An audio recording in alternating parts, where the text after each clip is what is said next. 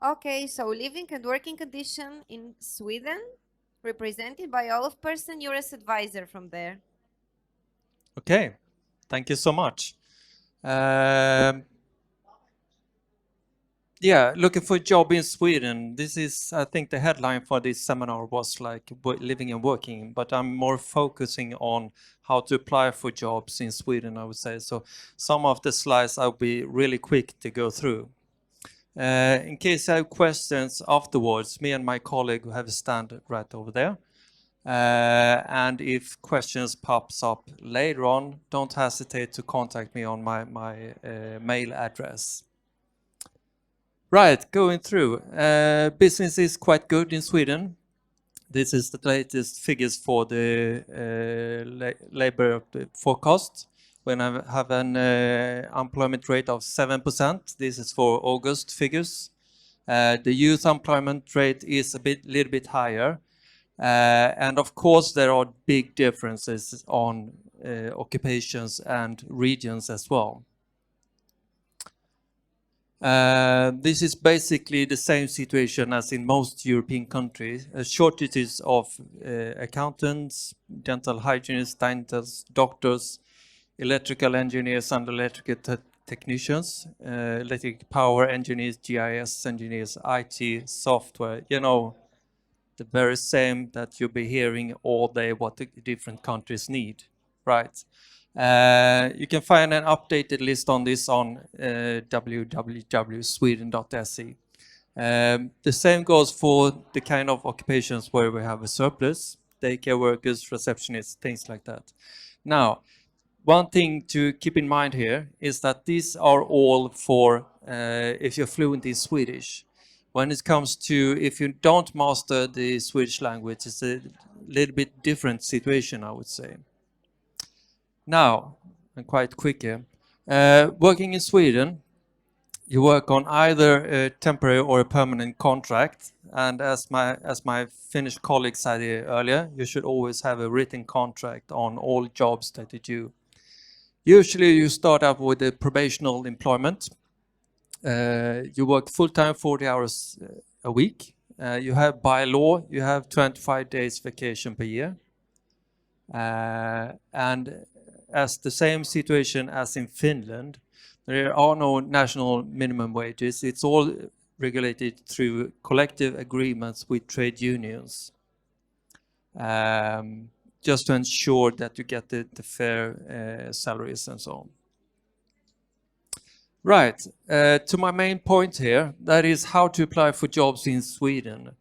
Email is frequently used and accepted. Applications always typed right, either in Swedish or English. As I assume you don't master Swedish, you do make your application in English. Don't try to do it through, Google Translate or anything like that. It should show directly. And it gives the employer the wrong impression on how well you master different languages. I think you should enclose a photo. It makes it more personal. The first impression is usually what you see, a face to something. An application usually consists of a personal letter with a maximum of 1 page. You have your CV of maximum 2 pages. So you should be rather short on your CV. If you have a lot of experience, focus on the latest things. Always try to put the juicy parts on top. Try to put a lot of keywords in there. And about references, I think you should write references given upon request or something like that, because you want to really take care of your references. Of course, you might be asked to present evidence of professional qualification, diplomas, things like that. It's usually more for the regulated professions like doctors, vets, things like that. One thing that covers all employers in Sweden is that the employers want someone who is proactive, who is showing that they really want to work with them. One thing to how to show this, that you are proactive, is to contact the employer in advance before you even apply, before they see your CV.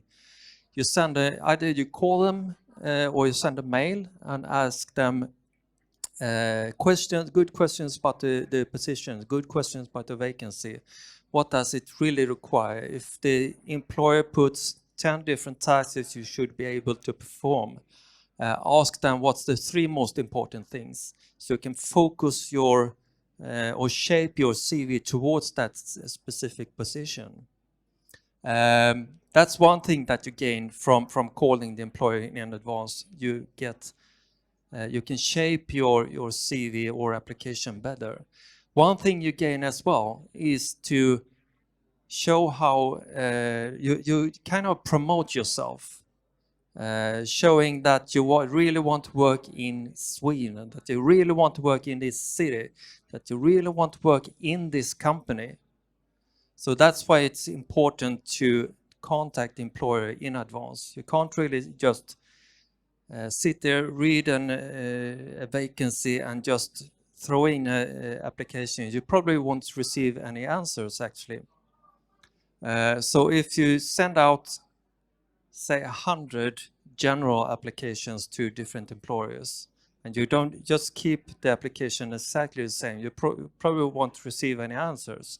But if you do your homework really proper and send in contacting employers in advance and so on, shape your application and do it to 5 instead. So it's really a lot of work on doing good applications.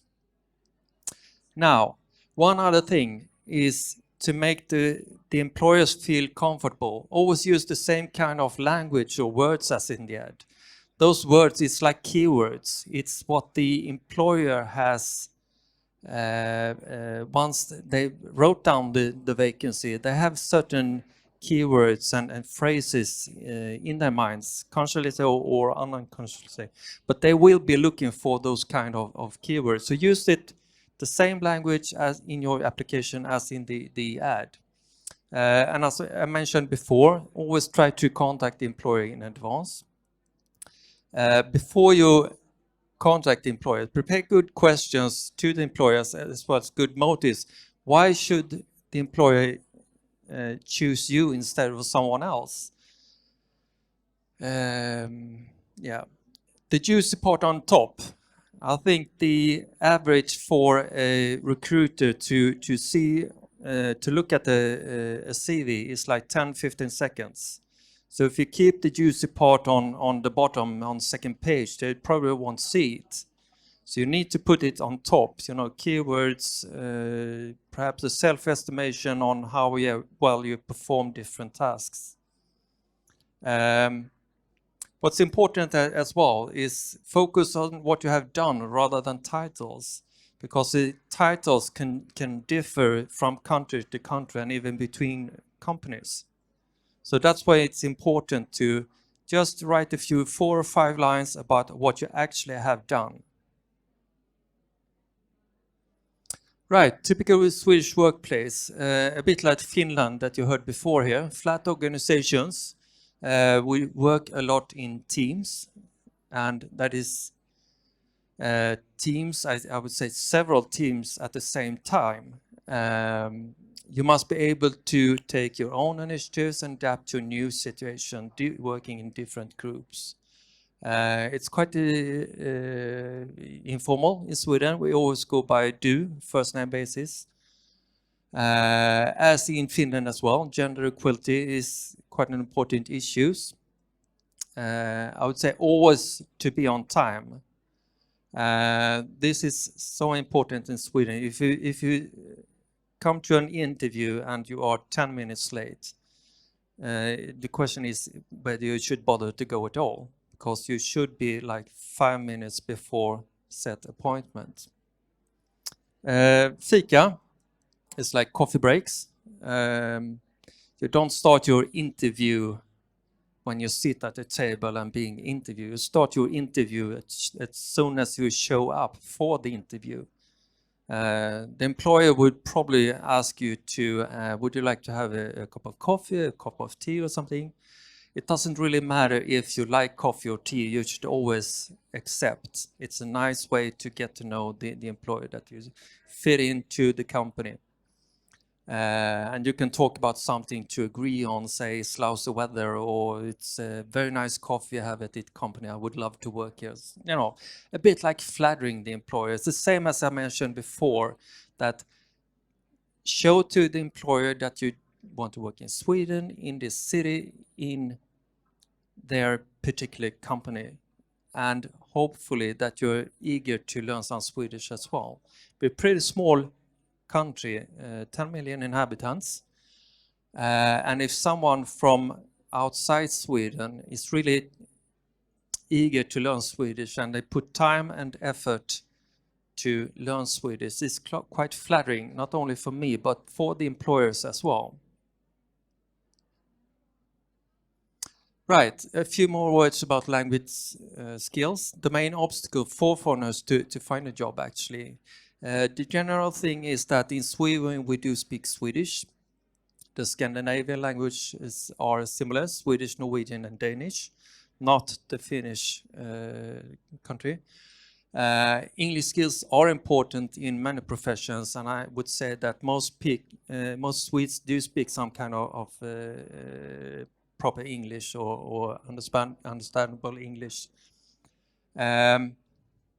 Learning Swedish it's possible to go to one of the universities here in Sofia, and also it's possible to learn online language Swedish.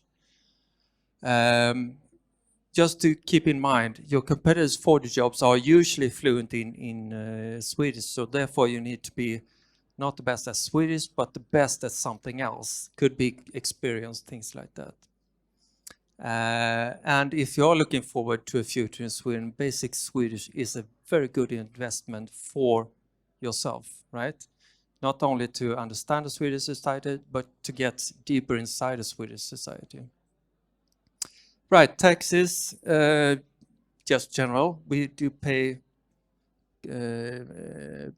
quite much in tax, but we get quite much in return as well, I would say.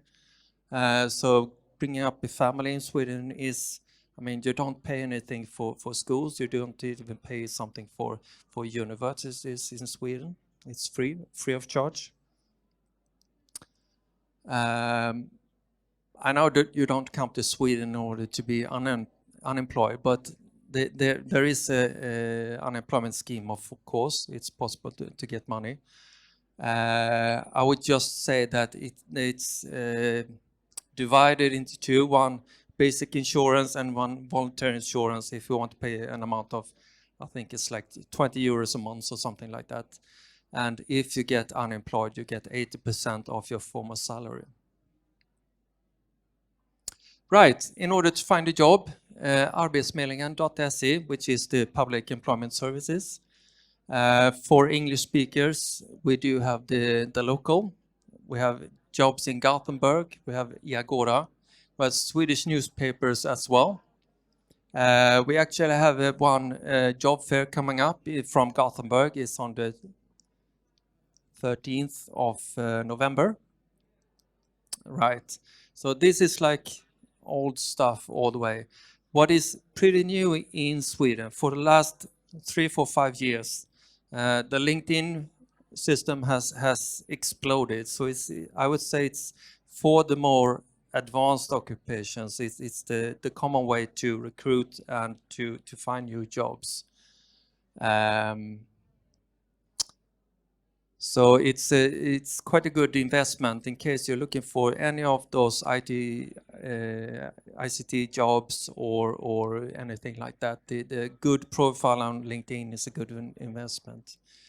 Company web pages you will find on Företagspartner Business Sweden, and you're interested in putting up your own business. The Verksamt is pretty good, I would say. There is a CV database on Arbetsförmedlingen.se. Of course, we have the Euros web pages as well, where it's possible to go. But I strongly recommend, especially for the technical occupations, the LinkedIn. I think it has 600 million users now or something like that. Right. In case you want to have a first look at the public employment services in Sweden, you can use the eurus.se. Thank you for your attention, and I look forward to meeting you at the Swedish stands. Thank you, Olof. Just a little information about the positions that you are Yes, promoting yes. today, so maybe somebody wants to come. Yeah. The kind of positions we have, we do, my colleague brought a few vacancies on lorry drivers, truck drivers, truck mechanics Sorry, as well. what documents do you need for the lorry drivers? Meaning a license or a specific type? Yeah, of the certificate? driver's license and experience as well. It's not that much that we need a lot of paper on formal education or things like that. Because the Swedish application is quite thin. It really, actually, it consists of 2 papers of CV and 1 cover letter as well. What we brought more is that we have some ICT jobs, and that goes especially for those who has a education as well as experience. That's highly. Could you please say something more about the ICT jobs? The ICT jobs. In my hometown of Gothenburg, we are heavily dependent on automotive industry, and now there's the vehicles, the trucks, the lorries, the buses, cars. They are slowly changing into being kind of mobile. So there are so many electrical systems talking to each other, or embedded systems, things like that. So that's what we really need today. What about the level of the language? You said the languages, but what level? The level of English, I would say, if you have a Cambridge certificate, that would be good. Cambridge certificate. Yeah. I mean, it's not that you need to have everything on papers. The employer will notice once you get So I start understand talking. it's more important the interview with the job seeker for you Oh than yeah. the documents. Oh yes. Okay, Definitely. and do you usually make Skype interviews? For example, some of our Bulgarian people cannot travel to Yes. Sweden only for one interview. Yeah. It's usually that they do at least 1 or 2 Skype interviews before you're invited to Gothenburg. So nice. And Eurus Bulgaria will help you for the Skype interviews. I look forward to it. Yeah. Great. Okay, do you have any questions? No. Thank you very much for your presentation. Thank you.